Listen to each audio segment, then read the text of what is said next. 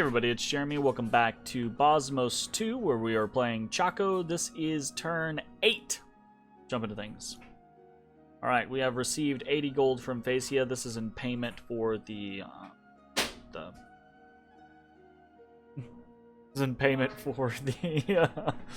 the province that they had to move through. So no issues there or anything. Sun 1 has searched in Kingdom of Dara and found nothing. Unfortunate. And we got 3 battles, so let's watch what we have. We have a battle in Umidor against a fair number of militia, some heavy infantry, some archers. This is going to be nothing. We're going to go ahead and speed through this. Oh, actually.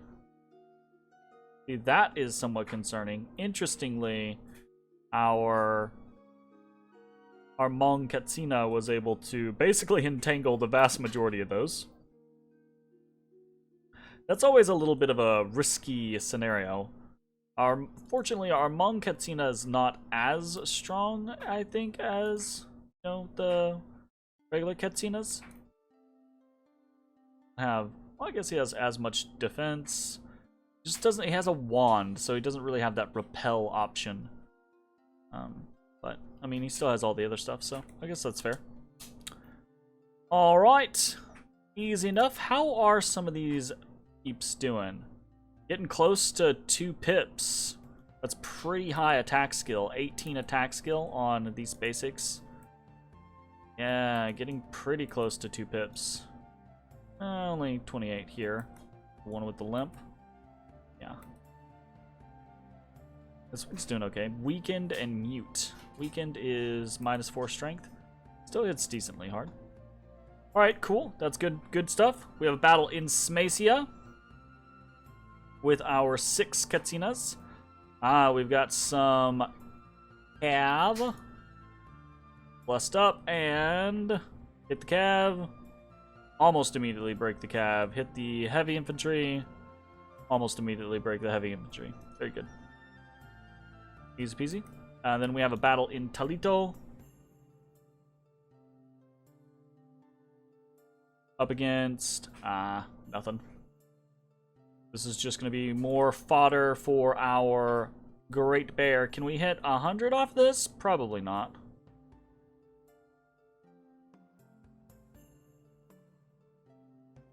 Nice. Nice. Are we going to get anybody else? Oh, hey, we did. Nice. 93 experience. I bet that he's actually... so this is the province of Hesperia being captured. It's fine. Let's see. Is he... 98 experience. So close to that 3rd pip to get 20. That's pretty cool. Okay, so what are we doing this turn? Well, first let's address Ind is to our northwest, so this is interesting. We have Bogarus over here. We've got Phasia down here. Ind up here. I assume there's someone in this region, but I do not know. We've got middle-aged Urmor over here somewhere. We've got Theridos here. Apparently there is a Lemuria over here, I believe. And there's a Yis somewhere in the water. I'm assuming down south or something like that. So the world is beginning to take shape around us. And that is pretty interesting. I'm not sure I'm happy with the shape the world is taking, but it is what it is, right? Okay, what do we want to talk about? We're going to go through movements. We are on our Ind border. I have gone back and forth on this one a couple times. This group is strong enough to handle itself for the most part. But there is the chance. So Ind is one of those nations that typically, right? You know, every soldier's a priest in Ind, right? It's the sacred kind of concept. All their people are sacreds, but not everyone. I say not everyone. I've seen people not play Ind as a heavy bless nation, but I kind of, that's, you know, the intent that I assume that most Ind players are going to do is to play some interesting bless. Maybe not always a heavy bless, but some interesting bless. And they can hit pretty hard, so this is a little dicey to get up into the mix with things. So what I am actually trying to do by heading into Troban, I was originally going to head into Verdant Steppe, but I think Troban is the safer choice.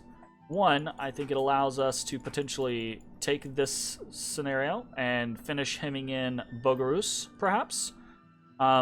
Two, I think there's just less of a chance of us bumping in Troban than in the Verdant Steppe, even though Verdant Steppe looks like it might be a better province. But then also, it's just got better pathing potentially going forward. So if we move into Troban, we could move into Assad, we could move into Sitha, we could move from Assad down into High Peaks potentially. We could just hit Troban and find out that both of these spots are taken, and okay, fine, we just move down into Miglia and into Dardania, right? We kind of just finish up this cycle. But if we move into Verdant Steppe and Midria is taken, which I would assume that Midria is probably taken, but if we move into Verdant Steppe, then all we really have is to head into Aprisia, and then we have to hope that Tirania is open. So our movements get kind of stifled. Now, that could potentially work. We could head into Verdant Steppe, into Aprisia, into Tirania, 589, Bergamum, and then over into this area. And that could be actually really good for us, but I think it's a bigger gamble. It's a potential bigger payoff, too, but I think it's a bigger gamble than just taking this area down here. Okay? So that is that situation. We're also moving this army, and I've gone back and forth on this concept, right? Do I want to hit over here in this kind of like mountainous forested area?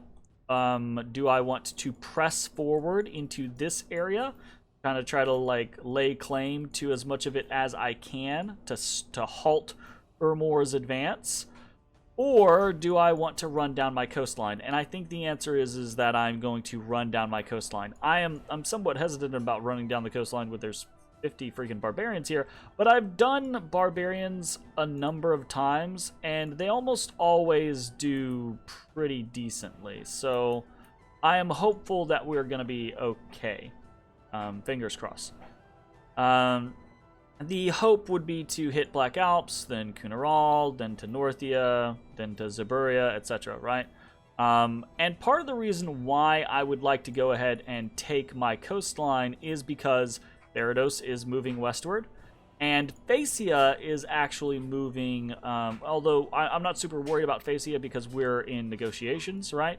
Phasia is, to my understanding, going to be taking Ashenton this turn. So Phasia is a sailing nation. They can hit quite a long distance away compared to what you might think, right? So they're already on this island apparently, and they're hitting Ashenton this turn. So and they have told me that they won't go further up the coastline, which is all well and good, right? But at the same time, I want to try to like go ahead and seal that off. Don't give Therados the temptation. Don't give Phasia the temptation, and then be able to turn our attention elsewhere, right? So there's that. Then there is this turn. We found out something kind of unfortunate. My plan was to take Hesperia this turn with a scout. We are not going to be able to do that because one of the knights, one of their gods, that moved into Hesperia has Defense Organizer.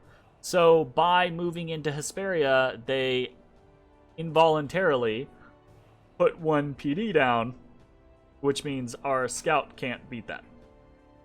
So that is somewhat annoying. I considered just hitting Hesperia with our god this turn.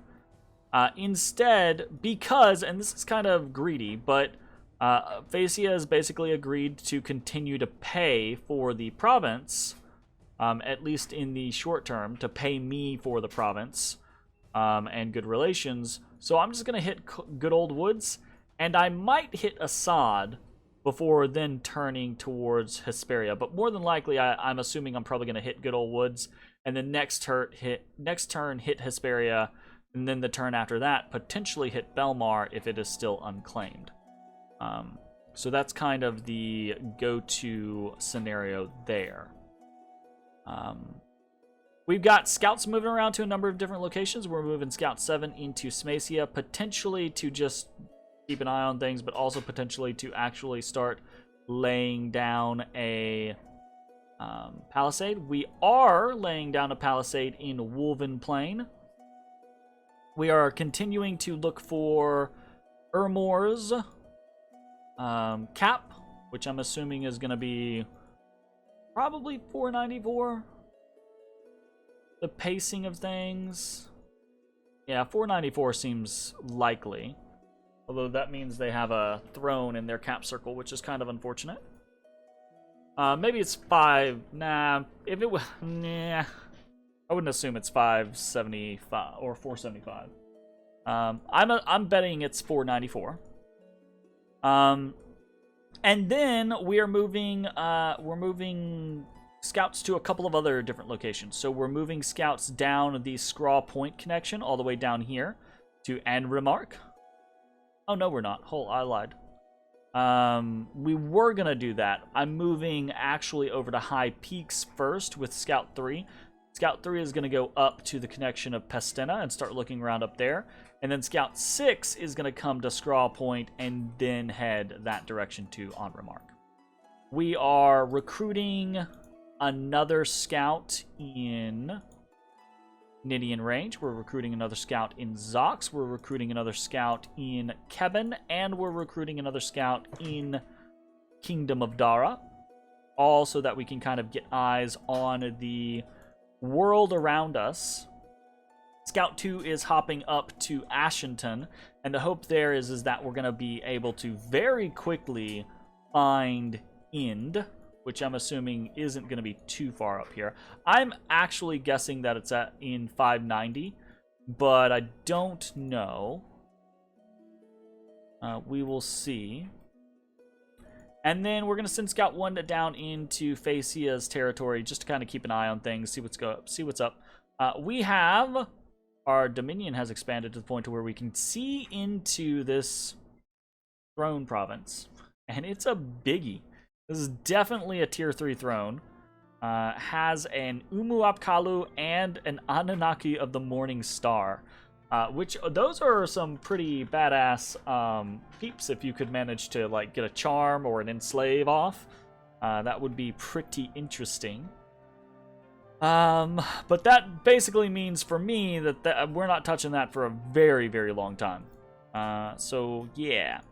Our recruitment, we continue to work on this Wuya, and we've got 4 more Katsinas coming, so that will put us at 12 Katsinas next turn. We might immediately just turn that in a direction, or we might start slow marching up to something. I don't know if I want to just like immediately open, you know, the war.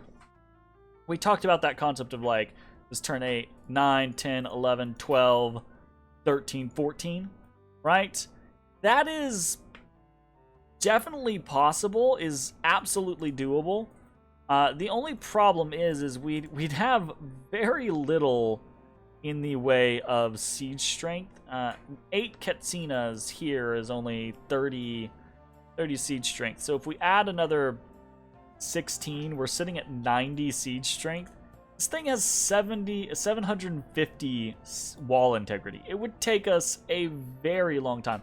Now that doesn't mean that it's not worth it, right? We could potentially just take all of Bogarus's land and then try to slowly work them down, right? But I don't know. It's very dependent on the situation of what happens over the course of the next couple turns. In that vein, I have fiddled around with the idea of maybe starting to like put together smaller units, like start summoning, you know, or summoning, recruiting. I can only do a couple at a time because our resources are so garbage, but over the course of 4 or 5 turns, I could put together a lot of Addle warriors, which aren't great, but they do have a javelin, which means if you get them in a good like volley, you can actually do a fair amount of damage. But I think we're just gonna hold out right now. We're just gonna stay the course. We're gonna hold our coin. Next turn, we should be able to start popping either more Wuyas or maybe just more researchers, etc. This coming turn, we should be able to drop a temple and maybe a lab after that. We've got a lot of infrastructure about to be able to come up, and I think that's going to be a better plan for us rather than trying to get fake power, because these guys just aren't going to be worthwhile for almost anything. So I think that's the plan, and I think that's mostly it. Nothing really doing research-wise. Nothing really doing Hall of Fame-wise. Lemuria lost 2 of their Centurions. That's interesting. Yuki, this is Jomon? That's not Jomon. That's Yes. Of course, Yes has one up here. Okay, this is interesting. Interesting. Mercenaries, Proto Boggets, Elite Warriors, and Melkorka's Green Men. I did actually play with the idea of purchasing the Burelk City Guard, but the problem is they're not that great, and they're relatively expensive, and I don't want to dump a lot of gold, but I did consider it. You know what? I bet if I did that, I could start taking provinces up here. These provinces aren't especially strong. You know what? I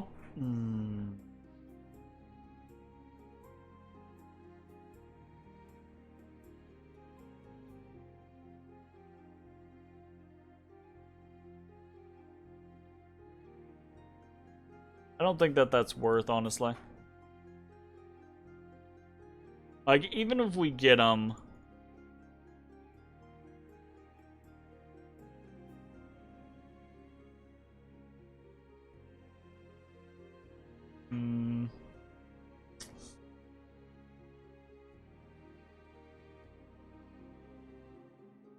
We're not gonna get them. We're not, right? I mean, Burelk City Guard isn't even good. It's not good, but the problem, it's not good, but it could probably take on, like, these 2 provinces without much issue. I don't know. I decay. I am unsure. Fuck it. I don't think it really matters too terribly much. I don't think we're going to get them with 1 over. So, that's pretty much it for the turn. Relatively simple turn. Relatively simple game so far.